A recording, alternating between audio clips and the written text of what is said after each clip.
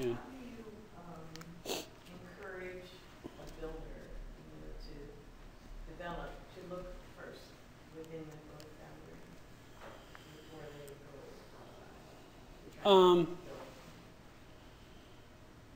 try to build? The encouragement is really that there's infrastructure inside the growth boundary and service area already. So there's not like an incentive program to do that, but there is the fact that they probably won't have to build as many roads, won't have to build water and sewer lines.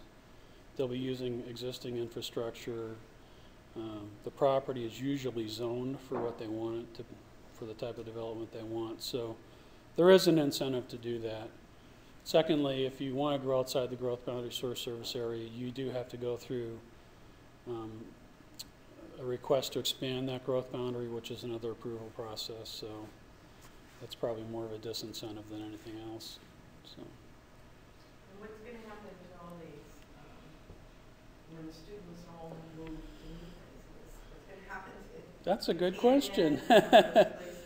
Yeah, we are just really starting to look at that. That's totally different model than we've had before. We think there might be some opportunities for affordable housing. We haven't seen that kind of come up yet, but we hope that some of those older apartment complexes get remodeled. Maybe the housing gets improved. Maybe there's more affordable housing in the region.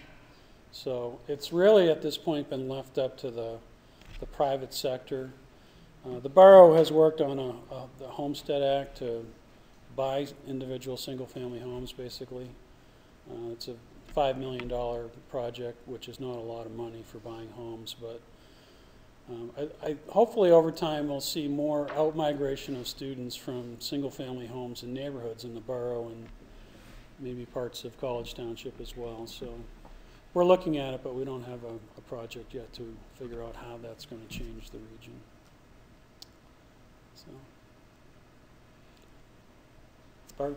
I was watching the commission meeting on television, and Mark's team asked from the township mentioned about how this incident happened with West Virginia with the spill. Mm-hmm. And we wondered whether we in our watershed had some type of understanding of where the potential sources of spills could happen. The question is a tricky thought. Do we have in each township the understanding of where potential major pollutant sources could come from? Do we have that all figured out? Not that I know of at the Regional Planning Agency. I'm not familiar with the regulatory reporting requirements on that and who gets notified of what materials are on the site. Could it possibly be built up through source water protection incrementally, that we would learn where these different things are? Because he was pointing out, Mark was pointing out how if there would be a spill, you need to be emergency response to mitigate its impact, and so it would be really wise to, if we knew where it all Oh, yeah. would have this in readiness. So I think the source water protection plan that the borough, with the stakeholders, borough water and the authority, It talks about. they have identified in terms of their water source where the potential spills are, but in terms of just where they are, I don't know. Go ahead. Actually, I think if you check with the County Emergency Services Agency, a lot of that information is part of the emergency plans for various municipalities. So they have looked at it to see, sources, how to deal with some of these issues if they do occur, whatever. So I mean, that's in the emergency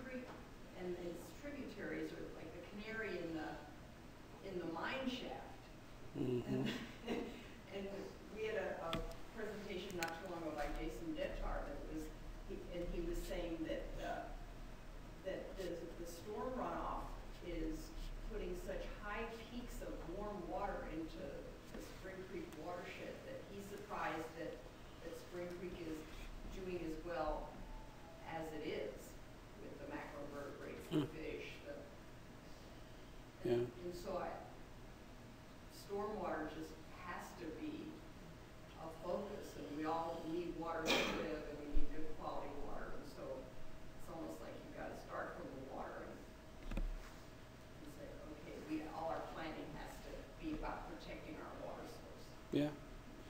Yeah, that's, you know, I know, you know, a stormwater management authority has been talked about for a long time. I don't know if that has traction right now or not. I think some of the municipalities would be interested in doing that on their own, but I don't know if there's an appetite to do that regionally, but that would certainly be a help. I don't know about anyone else, but I would volunteer traveling to help with the education to the public.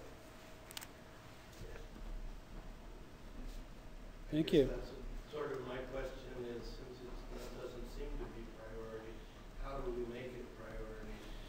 Because in the long term, the community needs to protect that water, Yeah.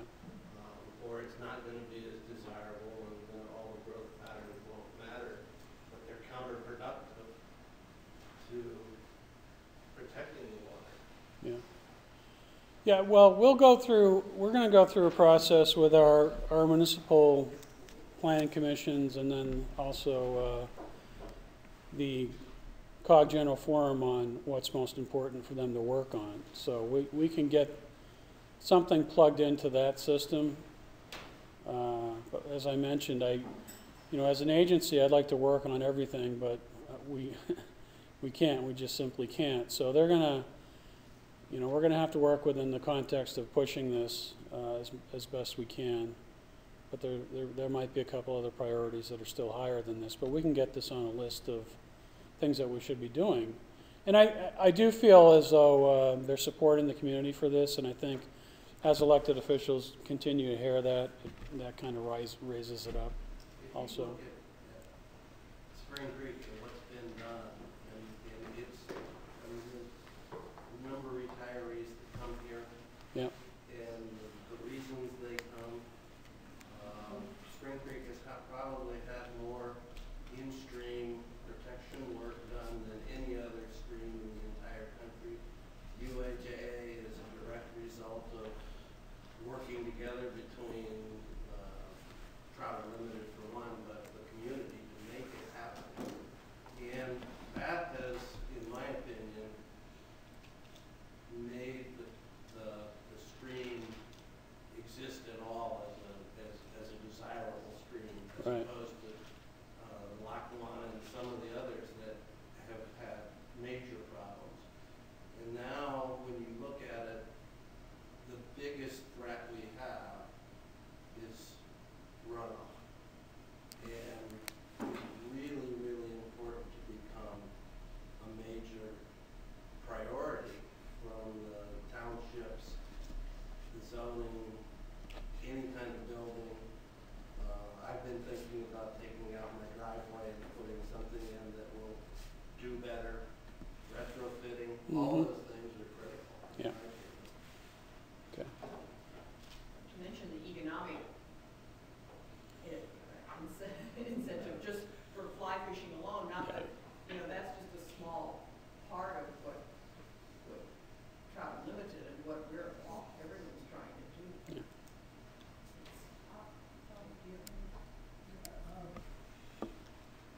You approach this from the standpoint of the center reading, Yeah.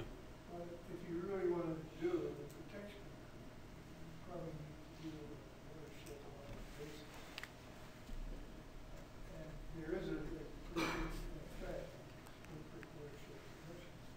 It could be very helpful to do it. Okay. You can get them to buy into it.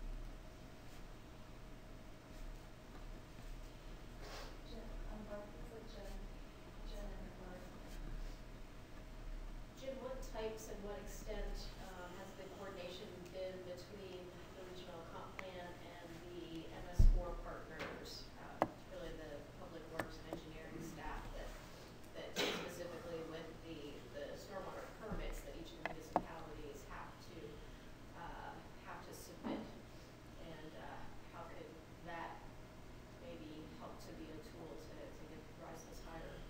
Yeah, during the preparation of the comp plan, there was a direct participation with the municipal engineering folks.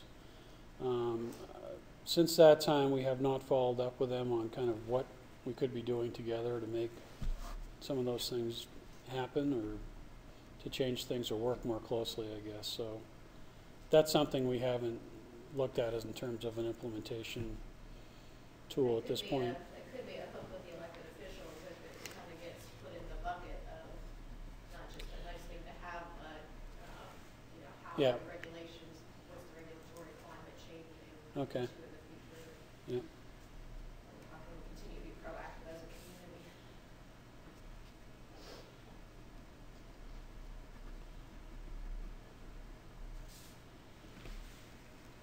All right. Art, yeah, so Bart and I haven't had a chance to say something. Go ahead, is there somebody else that was that?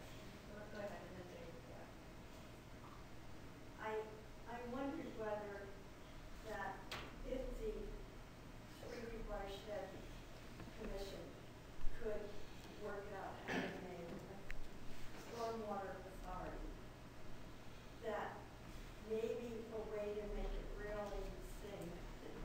Well, the water doesn't know any political boundaries, and that's part of our problem. I mean, we've got all these boundaries and people that have this, bids on this and bids on that, and then it becomes a very difficult thing to manage the water.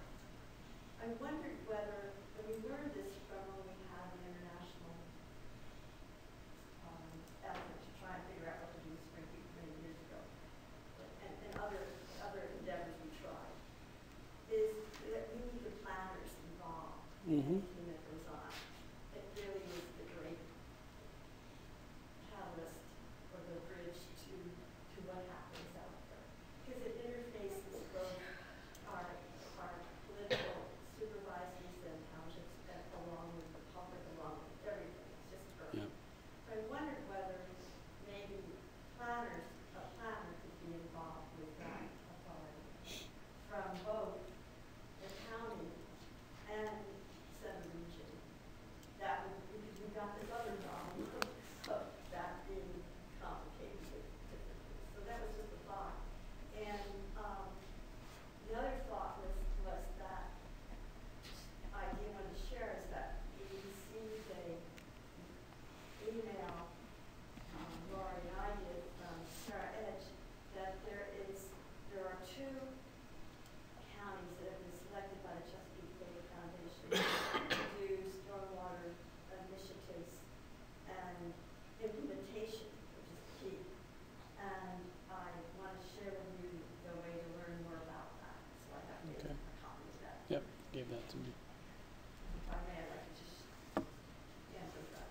Are those the Chesapeake Bay Foundation workshops? Yes. Yeah.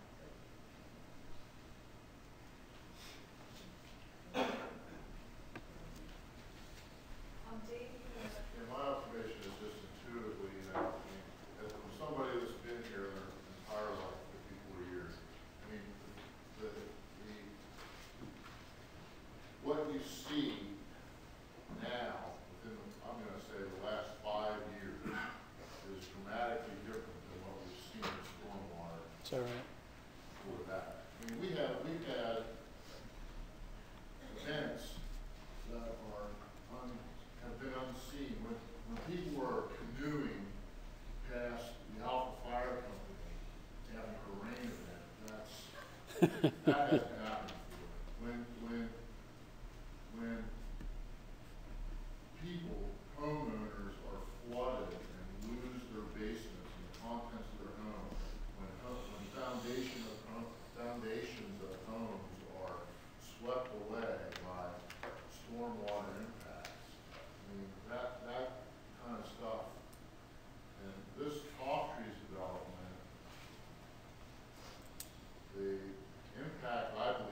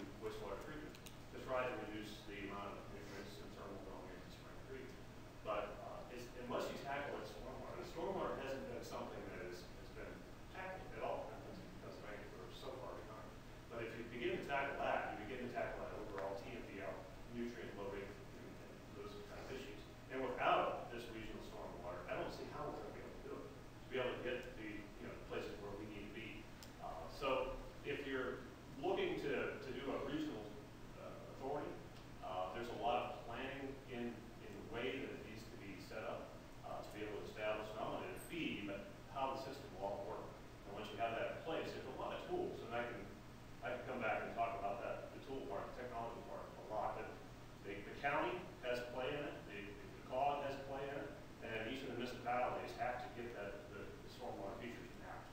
That's key. Get them mapped and be able to do that nutrient offset credits. The nutrient offset credits, by the way, you probably all heard of land studies. Land studies have done a lot of that in Lancaster. They have, some projects there. If you haven't seen it, just down from Bliss, where you completely build out the area. Well, what are you going to do? Retrofit an old community like that? You can only do so much. But the regional offset credits allows you to be able to take a sub basin and put in a project where you're able to reduce the velocity, lower those temperatures, take out the nutrients, the nutrient load drops off, and those projects then get distributed credit-wise across all the municipalities that went to it. And they have the same kind of issues here. They have an area where there's a growth boundary and then feeder areas above it. Well, we have that here as well. Right? So you have to get the areas outside the growth boundary on board, which you're trying to figure as well. We have an opportunity as you're ahead one. In some of these other places, they're really, already, the water's already daunted before it's, people hits their area. But I think a regional stormwater authority around here would be key to doing everything if there's one of those. Can I, or ask, because that's, thank you for that introduction to what's happening elsewhere today, because, the thing that I, like in listening to the discussion on the comprehensive plan and then kind of digging down to what the future looks like, that I can't figure out is, those counties, Lancaster and York County, there was something that pushed them to do it that hasn't happened here yet. And what is that? Because I know in the comp plan, that you've had to kind of just address what the municipalities are really ready to dig into Right, in many right. respects. And for some reason, we haven't reached a level of readiness, even though it's really clear that the message downstream is being received and they're seeing it as being a really high priority. What's missing in our community that hasn't pushed that? And I guess I'm asking both Jim and others, Dave, if you have, Matt knows, Matt knows. I'm not going to claim to know, but maybe offer some insight, because I work with folks in North Lancaster pretty close as well. I think in my opinion, what we're missing here that they have dealt with more is the ag issues. The ag issues are pushing a lot of the buttons down there for them. So what that's done is it's forced them to come up with a creative solution, like David said. Whereas, yes, we have some agriculture in this area, but it's not near the driving force as it is down there when it comes to the Bay and the Bay TMDL and anything that has to do with the stormwater planning, implementing 167, the MS4 permits. When you look at the MS4 program down there, if you've got, they've got more municipalities with MS4 permits that also have impaired streams in that permit as well. So it gives them a whole different designation. It gives them a whole different level of, oh wait, we really can't do X, Y, and Z anymore unless we make a fix. So I think they've got a few extra caveats in their permits and the way they look at stormwater that we don't have to deal with here, I don't think. That's probably, I think, at least one piece of the puzzle that why they didn't push in that direction is not so much of a sense of urgency here. I think this would be like one piece that I could offer. I agree with that 100%. They have all the CAPOs and that sort of thing. But just as a little tidbit of information, Chester County, we delineated the impervious surface for them. And they did it for a lot of reasons. They got funding from emergency services. So, trying to get funding was a big challenge. But the funding from emergency services gave, building footprints and then other impervious delineation that the building footprints allowed them to be able to do flood management, risk management, community risk maps, and things like that. But at the end of the day, one of the things that they looked at was, oh, we're not so bad. It's only 9% impervious. Do you know the LA ditch is 12%? So it took a lot of education. Even when we were done, we were looking at this and saying, oh, this is really bad. And that same data to a lot of the public, they looked at it and said, well, it's not so bad. It is bad. And that's the big point is that, case by case, you can look at it county-wide or you can look at it at the sub-basin level. But the impervious there is approaching 12%. I think it's 13, 14 makes the stream no longer functional. So we're talking small amounts that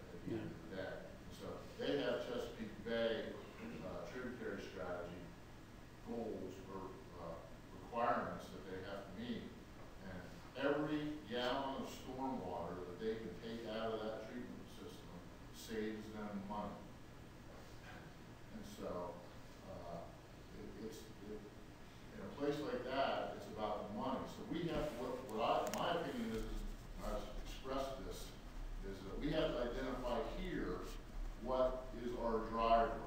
And if it's an economic driver, then we have to emphasize, I believe, the economic benefits of our natural environment in this area, and try to get the people that live here, work here, to understand that our natural environment here is a major part of who we are, what we do, and make it real to people on an economic basis. So that's my opinion.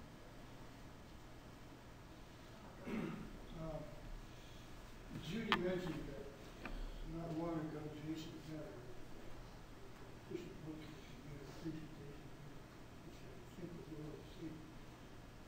But after that meeting, there was a conversation out there in the hall, and Jason raised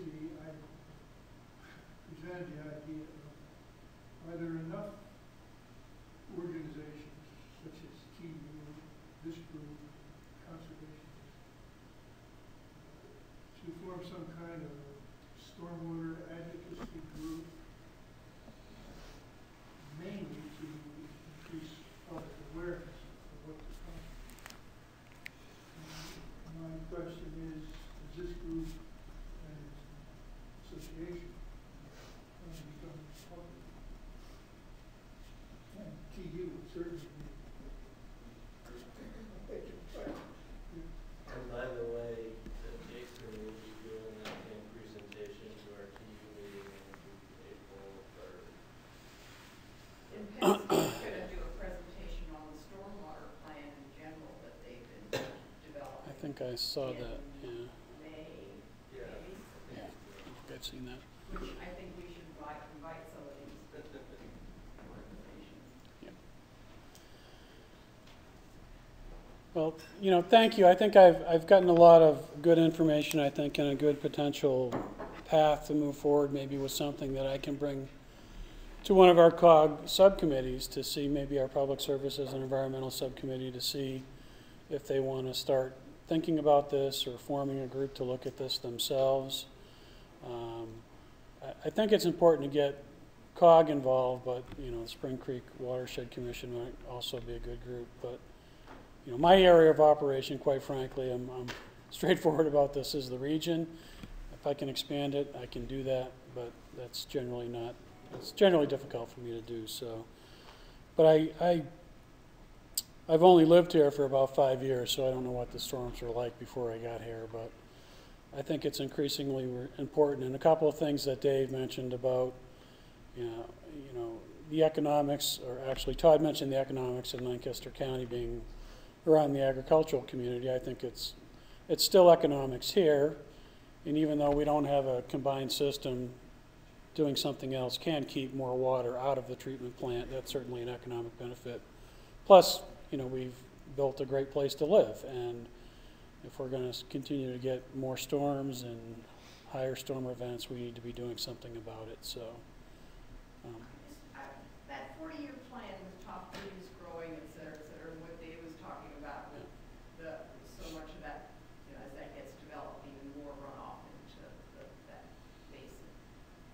Well, is that in concrete, or something that they planned 40 years ago doesn't necessarily mean that they had best practices, that the knowledge that we have now in place? the master plan really doesn't show anything other than kind of numbers. It shows some street layouts and other things, but it doesn't show how it's going to be subdivided out, where where retention. It doesn't show any detail at all. It's really a planning document to think how many units, how many dwelling units they can get in there, how much non-residential development they can build, and those type of things. So it's a planning document, and then there'll be more detail behind it. But It could be reversed.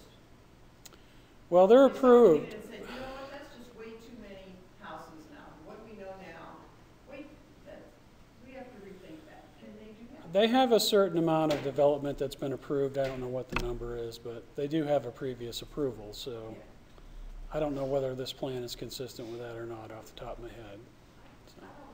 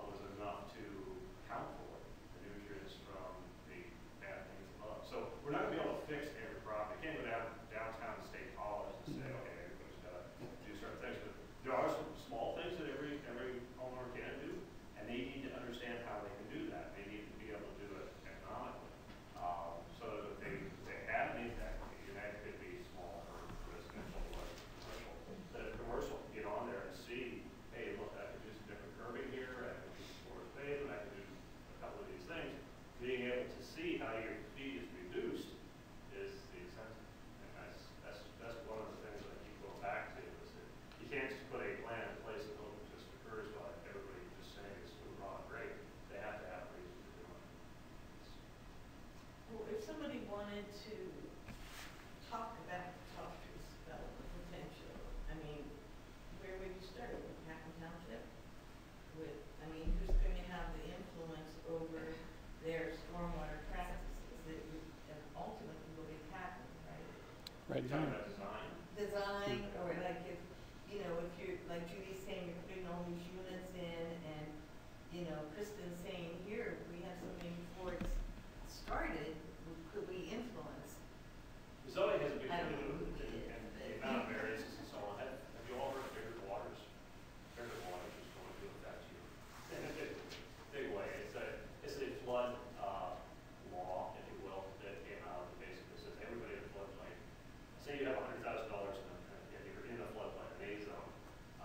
You're probably going to be looking at $10,000 to $12,000 in insurance each year. So what's that do? It devalues your house. Lycoming County is looking at this and saying, where do people live in Lycoming County? They live in floodplains. Their whole tax base is going to go. I mean, they're looking at the reassessment thing is huge. So bigger waters is going to affect everybody. Everybody is in the floodplain is going to have to look at what this insurance is going to do. So they're going to either abandon homes, buy them out, or do some big time mitigation to elevate them, fill in basements, that kind of thing. But what caused a lot of those developments like that over time, not only that, you know, 200 years ago, that's where we like to live, but like live next to Spring, but a lot of the municipalities allow for so many variances to their ordinances all the time. And that's got to stop. You know, that if you have stormwater, if you have good stormwater ordinances in place, then they've got to be, you know, held tight, because you're going to get in a situation like that bigger waters. Bigger waters is probably something that needs to be integrated in the conversation because it's already passed, it's already taken place. and It's a federal, that's a piece of federal legislation. Oh, yeah, I haven't heard it. BIGGERT. It's bigger waters 12, and it's a law that's affecting everybody in the flood. It's federal or state? It's a federal law. Federal. And Biggert is the name of the Yeah, I guess. congressman? Yeah, I guess so. Yeah. Okay. I was wondering. I thought it was just bigger. Yeah, bigger waters. So, What's the spelling again? BIGGERT. Bigger waters. Go ahead.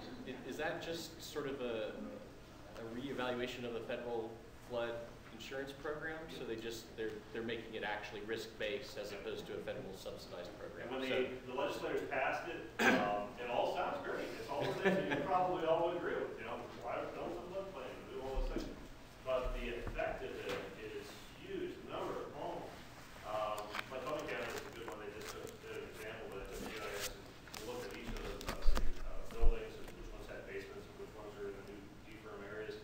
And it's staggering. Half the city of Jersey Shore, gone. You know, all these municipalities down the entire Susquehanna, and the Susquehanna Partnership. I'm a part of the Pennsylvania Floodplain Managers, and we just met with the Susquehanna Partnership down in Harrisburg to talk about this with SRPC. And they're looking at it as, you know, all the infrastructure of these communities. You know, are they going to move the whole community, or just, you know, does that community die? And of course, they're looking at the mainstreams of the West Branch, but it's every A zone. So it's every municipality. It's all of the, you know, all the places within the cog. Every building that's in that is going to be evaluated in terms of insurance and whether or not they can even be a house there. And these people are being, you know, I feel bad, honestly, because if someone didn't know that was coming, everything they've ever invested in is there, they're going to have to either do some huge retrofits or move. It's also going to decimate towns. Yes. Unionville, Milersburg. Well, what they were saying is, here, I live in Madisonburg, so we're not in the flood zone. I'm saying, hey, that's good. No, they're saying all the counties are looking at reassessments, are saying put them out on hold right now because they're saying that the entire tax base is going to be affected by this. So it becomes everybody's problem. Everybody's got contributions. I think we have identified a year's worth of to focus on, and it's really exciting because it does lead into our next Thank you. It's a great discussion. Thank you.